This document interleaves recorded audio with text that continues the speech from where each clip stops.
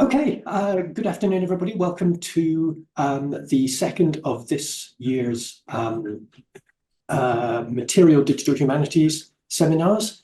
We're hosted by the Digital Humanities Research Hub at the University of London, and also by Carleton University and by Babeș-Bolyai University at Cluj-Napoca in Romania. So there are three institutional hosts to this seminar, and we're looking in, broadly speaking, at those aspects of digital humanities outside of the vast majority of study of things like texts and manuscripts and language. So we're looking at the study of the material through digital means, and to some degree the study of the digital through material means as well. We're extremely happy this week to be joined by Dr. Colleen Morgan, who is Senior Lecturer in Digital Archaeology and Heritage at the University of York, and is going to be talking to us for about 45 minutes on assembling people and worlds in digital archaeology. And we're happy to have discussion and questions afterwards. Please, Colleen. Oh, thank you so much, everyone, for coming today. And thank you very much for Gabriel for inviting me.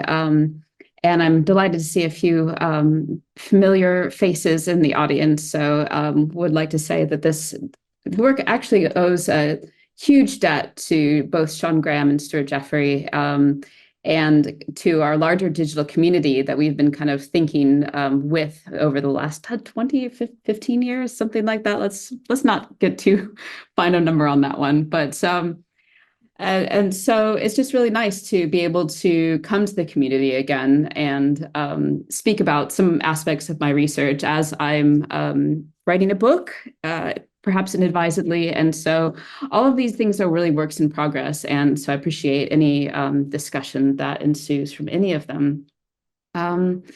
But I usually have this introduction slide because I have been kind of a digital practitioner, a creative digital practitioner for, like I said, about 15 years, something like that.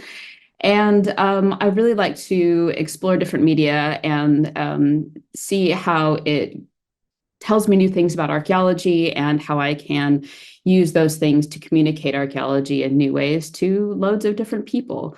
And so I think some people would probably position me as a storyteller, whereas I've always kind of thought of myself as a bit more of a maker. So I just make that kind of this flurry of things. Some of them stick, some of them are interesting, some of them go into the great digital junkyard, and a lot of them are, as Sean Graham says, total failures. But even that productive failing is really nice, but sometimes just failing, which is okay too.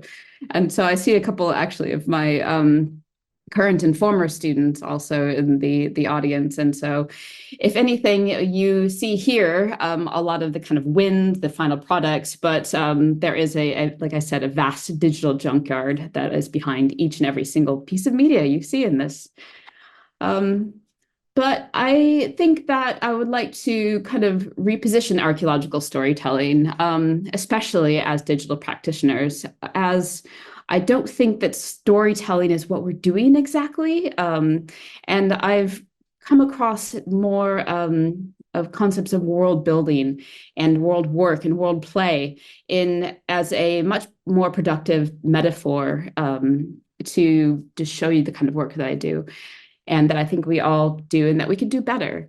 And so we'll see if you're convinced after this. You'll let me know, I hope. But I think as far as digital archaeology goes, I like to try to say I'm moving beyond kind of a simple data capture and transmission to what I've just identified as practice-based research. But now practice-based research will be explained a little bit more in the talk. And it is very much I think, reflected again in the work of many archaeologists here or digital practitioners, and that you try, and as you try, you learn a little bit better about what you do.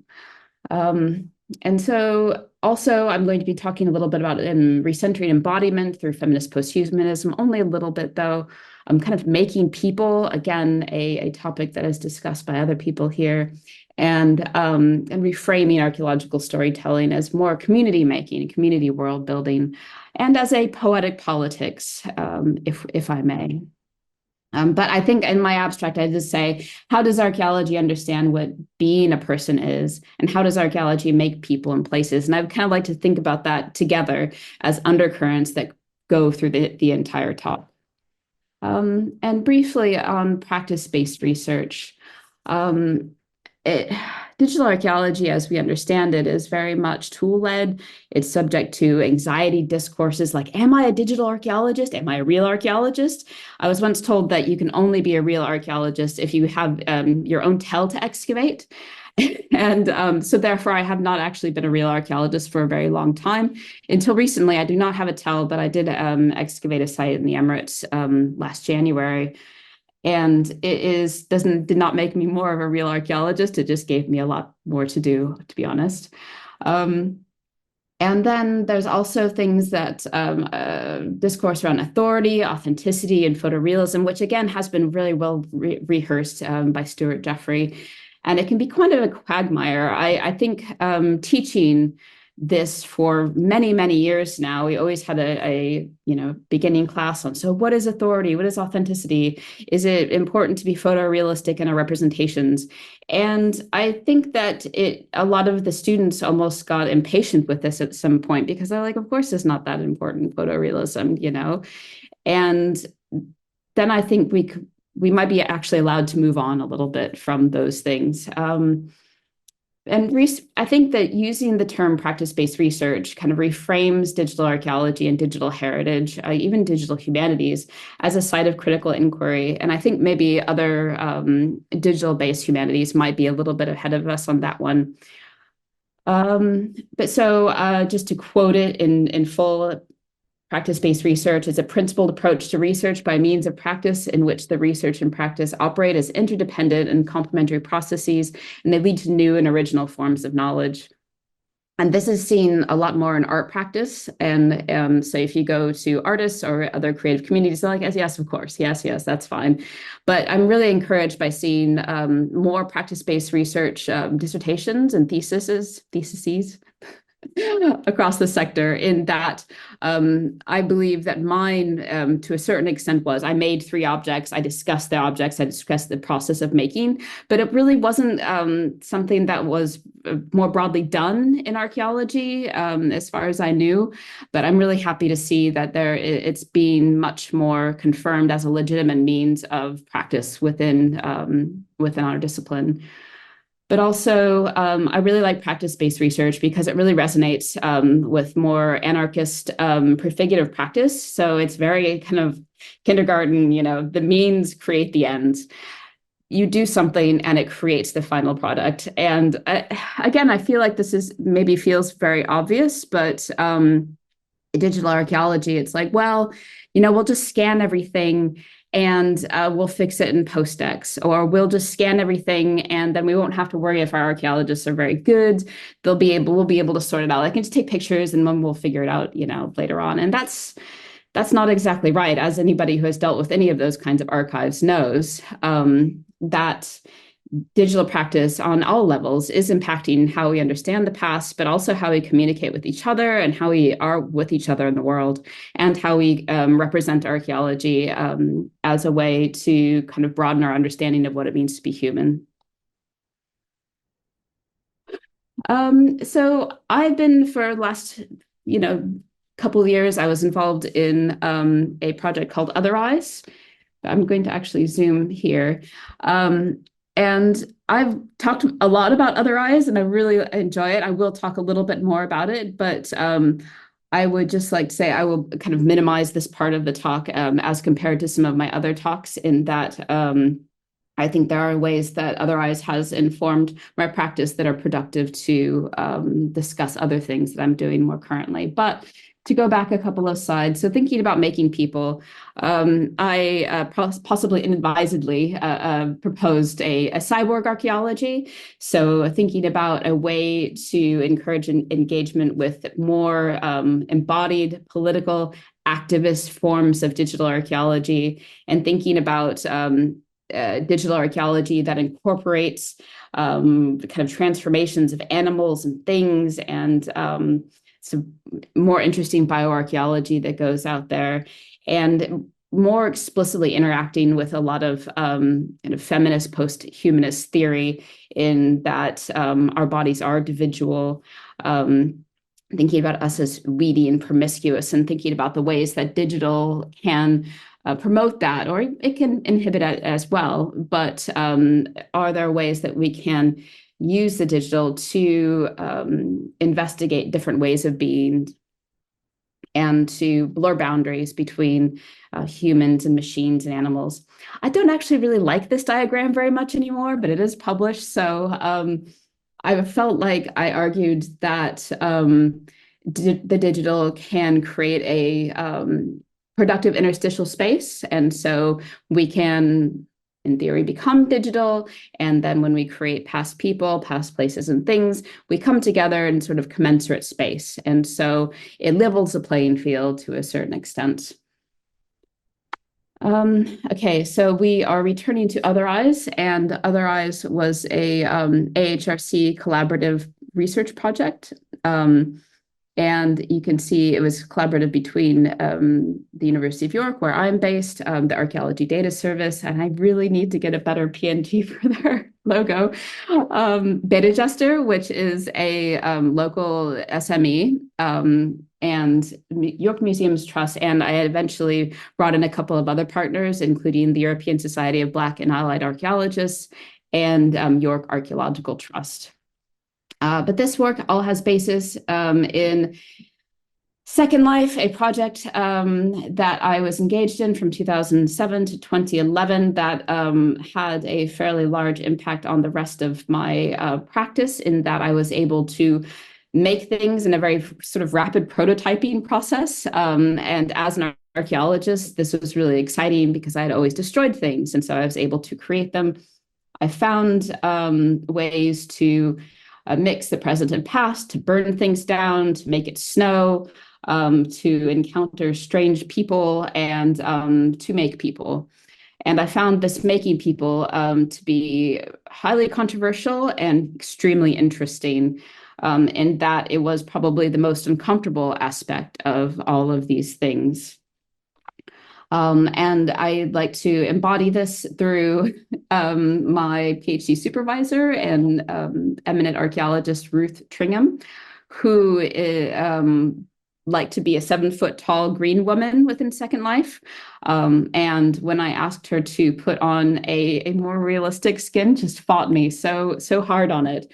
And I really appreciated her perspective in trying to legitimately and authentically embody herself in space, and not let well, she let me bully her around a little bit into a more Neolithic body, but did push against me entirely. So that interaction I found pretty fascinating, because I found that it enabled me to be more confrontational with interpretation, and for us to really try to understand ourselves as embodying ideas about past people. And so this kind of led to the Other Eyes project, as I said.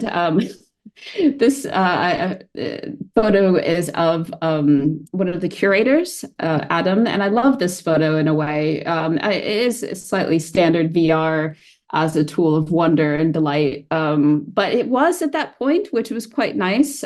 He is a curator at the Yorkshire Museum. He's the Roman curator. And he told me that he was able to see a room that he had seen a million times in a new and different way, in a very interesting kind of way. And so he was very excited to be able to put on the headset and look around. And the making of this was, again, very informative for me. I particularly like my Roman furniture, as you see there, the soft furnishings of Roman archaeology as represented by cube. This was a compromise with the museums team, who didn't really want me to put Roman dining couches on a mosaic floor. But also you can see it's just, for me, it represents a really nice enmeshment of the different elements, as the mosaic was from an entirely different site. Then the mural and the mosaic itself has been fairly well trashed over the years, since it's been excavated over 100 years ago, in that it was moved several times and has been kind of restored and has been messed about with. There's some odd circular tessera. But I also quite liked dressing people up, as well as putting on the VR, as it gave them additional sensory inputs and help them get into character. And I think that I've been finding a lot of that positionality in theater to be pretty central to understanding world building. As I said, it was a really wonderful collaborative project. We had several research questions that you can look up if you wish. I'm not going to go too much into it, but just trying to understand the ethics of the representing people. Can we use VR to combine specialist fields, and can we archive it really? And can it change how people understand themselves and the past? We did this at the Yorkshire Museum. This is the original mosaic. It introduced some ambiguity, as we weren't quite sure what happened to either more mosaic or walls, kind of on, as you see, sort of the northern side. We weren't very sure about the configuration of the rest of the mosaic room. So again, working from kind of known to unknown in the process was a fun act of imagination and imagining with other people, so collaborative making. One of the avatars that we created to explore the space was considered of Middle Eastern original signal. So he was a very disabled person, what we would consider as very disabled, in that he had a lot of trauma. And this trauma is concordant with being a gladiator, as recently published by Malin Holst et al. And it was very intentionally done in that we wanted to not only explore the embodiment of past people, but try to explore a more representative understanding of past people, in that the past is potentially quite disabled, what we would consider disabled, such as if you wear glasses or broke something as a child, there would be different ways of coping with that in the past. And I actually originally, for some audiences, I do have a picture of his very fragmented skull. It's not necessary for this talk, so I've just covered it up. But what I was trying to represent is that there's no real facial reconstruction element in this. What we did was fairly speculative. I wasn't at first going to even do facial reconstruction at all until I found out that people feel more fully embodied if they can look at themselves in the mirror and try to reconfigure their perceived bodies as the virtual body. And this is from some psychological research of avatars. But so we made this a gladiator face for this man. Anyway, what was more important actually was the height and the perception of height, as the gladiator was quite tall and the other person, the Ivory Bengal lady, was comparatively quite short. And this was definitely an interesting gender differential. And there's a lot to be said and critiqued in our representations of kind of like a very masculine gladiator man and a very a posh woman. And my apologies for the slightly creepy reconstruction there in the corner. She did not look like that in the end. But the Ivory Bengal lady is herself a very contentious and well-known person in British archaeology, in that she was a high-status burial with jet, elephant ivory bracelets, earrings, pendants. And these two individuals are specifically identified by my museum partners as people that they would want to see or that would be interesting to embody. I really thank them for that, because interacting with the ivory Bengal lady and understanding that as a white woman, that trying to represent potentially what would be considered like a Black British ancestor is highly contentious, and it opened the conversation, which was so much more productive and so much more interesting than if I would have just sat on my own and tried to make this lady by myself. So it really showed the value of bringing in the community voices and representation. And so we'll be working on a next iteration of this project later on. I'm going to go through this. I quite like showing this one because it's what the first draft of the video, what the video gamers thought of what a Roman room should look like. And it looks old, right? It looks like archaeology. It looks like it's very worn out. And then the Romanists and everyone else was like, no, they wouldn't have lived in that. That would have been dreadful. And so this is actually how it kind of looked in the end. And I'm sorry, this is not an actual real video. The experience itself, well, let's keep going, actually. I'll talk about that in a moment.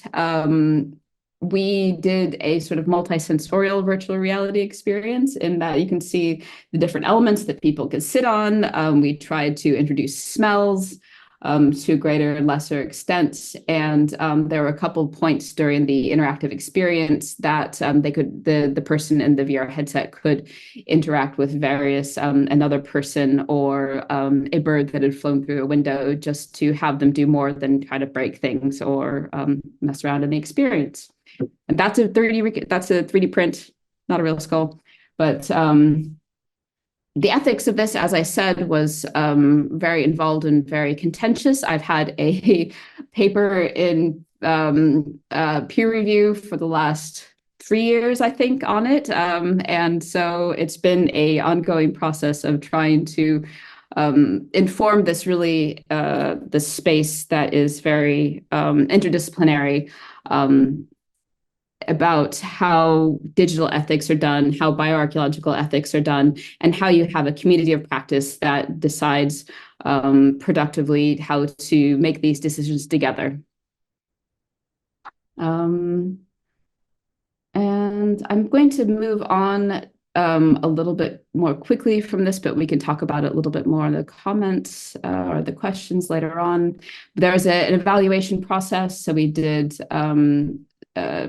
pre and post experience evaluation surveys, short discussions, and we did a lot of recording of the thing. And that is kind of to be released with upon publication.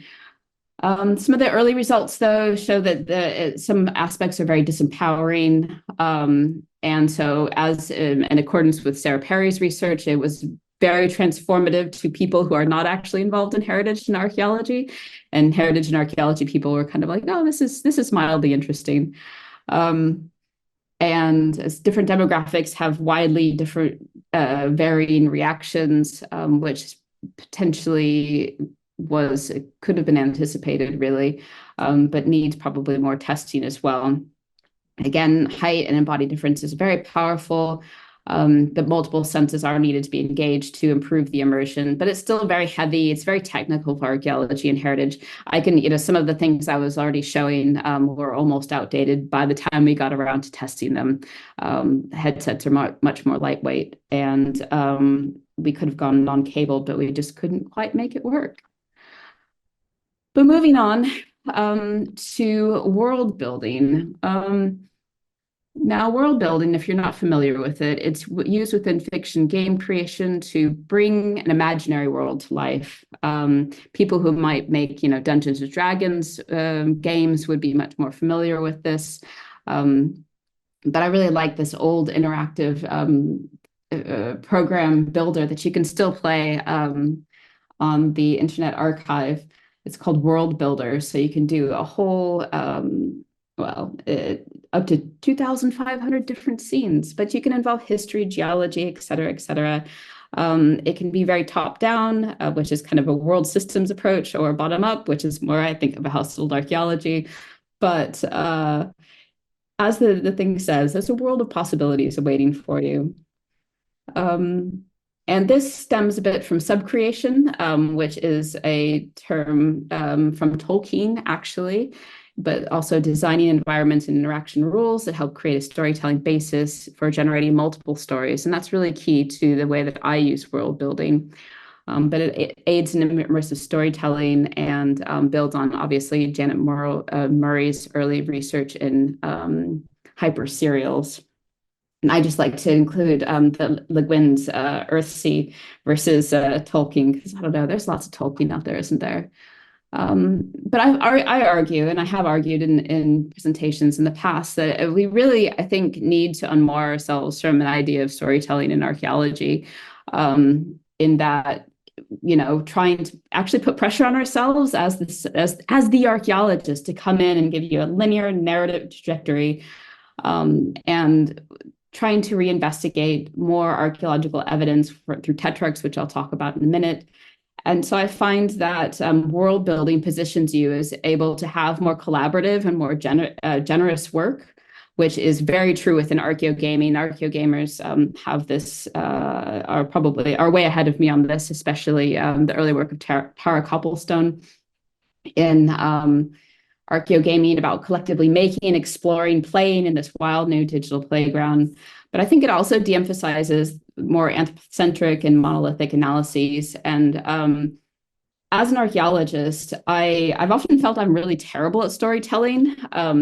I can lead you around a site and I can reinvigorate it for you to a certain extent, but that is kind of a mutuality of information exchange versus trying to tell you this happened and then this happened.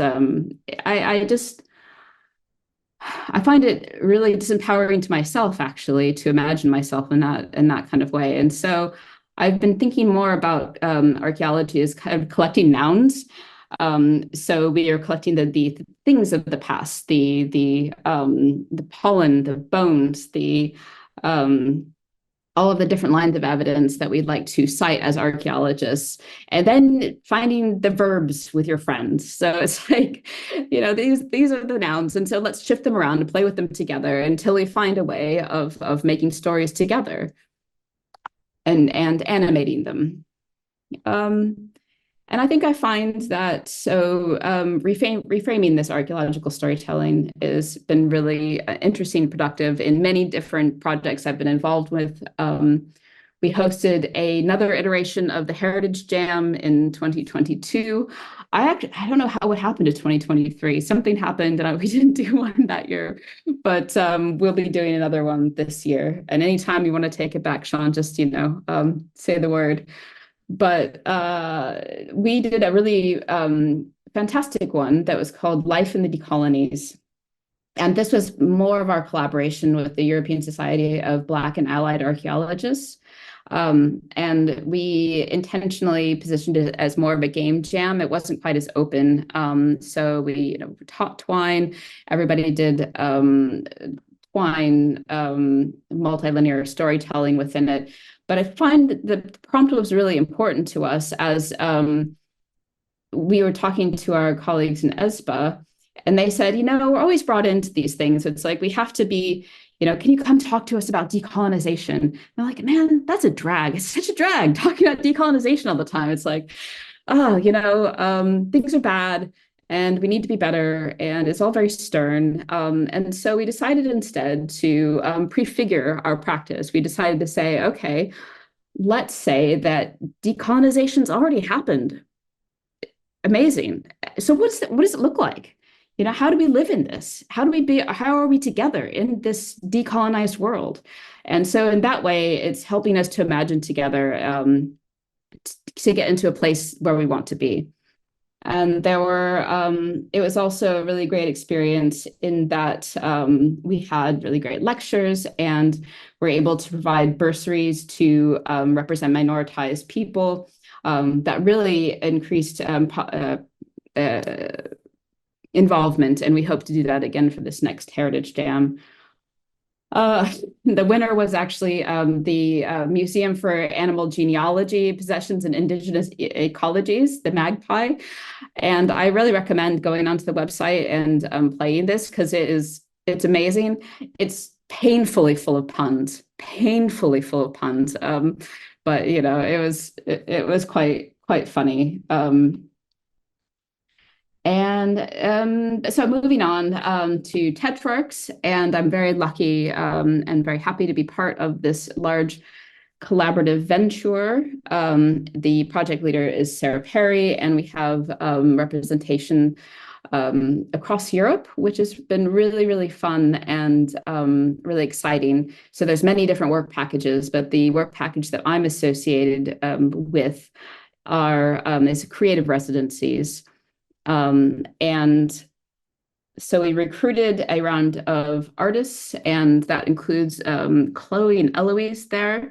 I recommend Googling them for their other fantastic and brilliant work, and we'll be working with them a little bit more in Greece.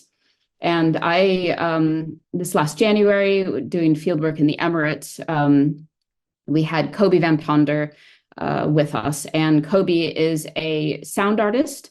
And she made the Acoustic Atlas, which is this really great website where you can click on different sites, and she's acoustically modeled different like churches and caves and things like that. And so if you have headphones on and you speak into your microphone, it echoes back to you as if you were standing within the Minster, the York Minster, or in a cave, or in different heritage sites. It's very simple, very clever, and very immersive. But she has lots of other really interesting interventions that explore place and sound. And so she was on site with us, and this is Louise Fowler, who is a archaeologist at MOLA, so the Museum of Archaeology, London Archaeology, and here she is explaining, I think, Harris matrices and planning to Kobe. And having Kobe on site embedded with us was a lot of fun. It's a lot of work as well, which is, I think, important to emphasize, in that it slows you down and makes you explain your processes, which is really good. And those sometimes can conflict with performing archaeological goals, which can be tough. But Kobe was able to really bring out things like, okay, so these are the things you record about archaeology. We explain archaeology to her, and then she explains archaeology back to us, and which is really great. And she's like, well, I'm a sound artist. Why don't you record the sound of the different deposits that, you know, are there? And we didn't really have a great answer for her. Some of the sound experimentation has been done in the past, but I think not as differentiated as she introduced. And so I think in this way, positioning archaeology as a world-making device, as a container in which you can build community and build ideas about each other and the past in order to prefigure a better future. I think I'm getting ahead of myself, but I really like that. It's my favorite mode of archaeology.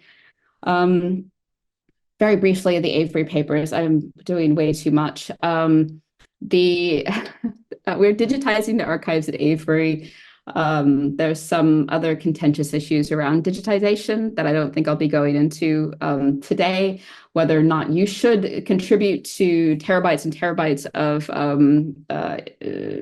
digital ecological carnage can be debated. I think in this case, it was actually quite useful because climate change indeed is impacting the archives. I'm not sure I'm able to say much else about that, but there are some issues that digitization actually are going to help. So a lot of this work has been done through Fran Alfrey, who is the postdoc on the project and is one of the most dynamic thinkers I've ever encountered. Look up her work. She is so fantastic. It cannot be overstated. Ben Chan, obviously very good as well. He's not my postdoc though, so he's wonderful in his own way. He looks at the materials in the archive. And we work a lot with the National Trust, but we have to work across many institutions, historic England, English heritage, and it can be difficult to move between these kind of behemoths of archaeology and heritage. But I think we've done a pretty good job. And this is Fran actually talking about doing research on people within the archive with some of the volunteers that work in the archive. So this is actually a really fantastic 360 choose your own adventure that one of our students created, Dushan. And so I think I just included it as a doing these projects opens them up to more creative interpretations. And this is incredibly creative in that he had to kind of write his own work with people and write some code to make this a truly interactive choose your own adventure, because it's not only on YouTube, it's a immersive VR experience as well. Oh, it's going to play anyway. Well, let's just hear what Dushan has to say.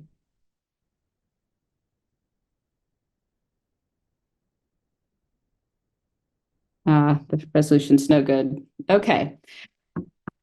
I highly recommend checking it out anyway. And the Avery Papers has been on Instagram, so you should follow it on Instagram as well, as Fran has used it very creatively to represent the project.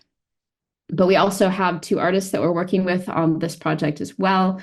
And they both have extremely exciting work, and it is trying to involve them in this process as we explore the archives and we see what kinds of things they draw out of the archives, as that is one of the things that both the Avery Papers and Tetrarchs is doing, is trying to understand what kinds of archaeological data that other people might want out of us. I think that's an interesting question, and trying to make better metadata for archaeology is a very honorable and interesting goal. I think, to me, though, it's a little bit outside of my main purpose, in that maybe it removes me from the process or removes the community from the process. This can be debated, I think, in that if we say, okay, if we just tag our photos well enough, then people will use them and reuse them. But I'm not really interested in creating reuse as much as I'm interested in creating connection and creating community with people. And so, to a certain extent, it's not very scalable. But I think that these small interventions might be some of the most important work that we do in showing how that we can use archaeology as kind of a direct action, a direct intervention, and making these connections and communities. Finally, I'm going to go ahead and finish. I'm going to be maybe a little bit fast, but so thinking together about world making as a kind of more poetic politics. And I commented more recently to some of my my colleagues, I'm not really sure about the word politics anymore, actually. I mean, it is very, very cliche.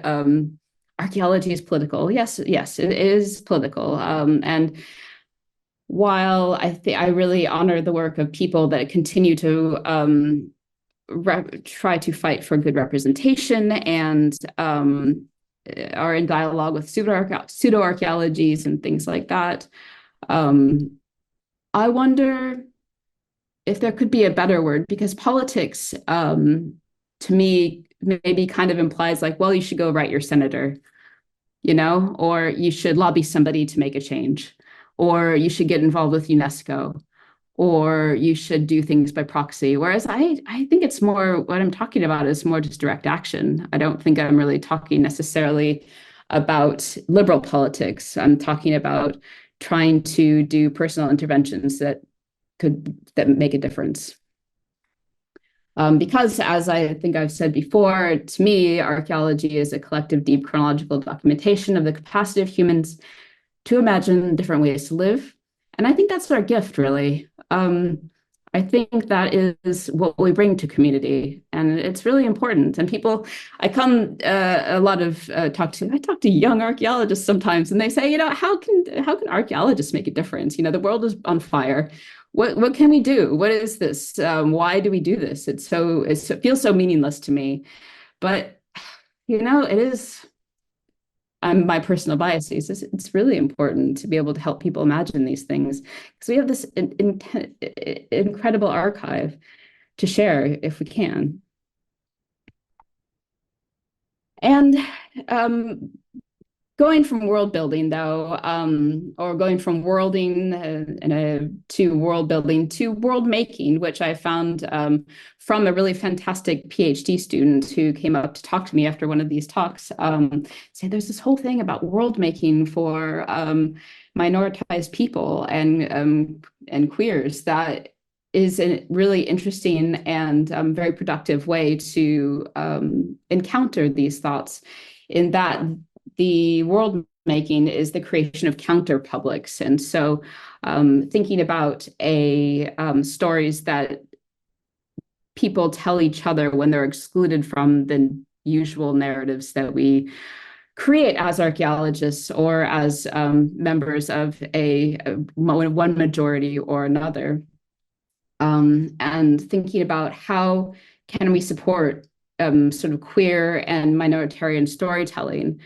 If we build these worlds together, can we do it in a way that supports this individual storytelling? Because I don't think that we should always be the ones that are storytelling within our worlds that we play in.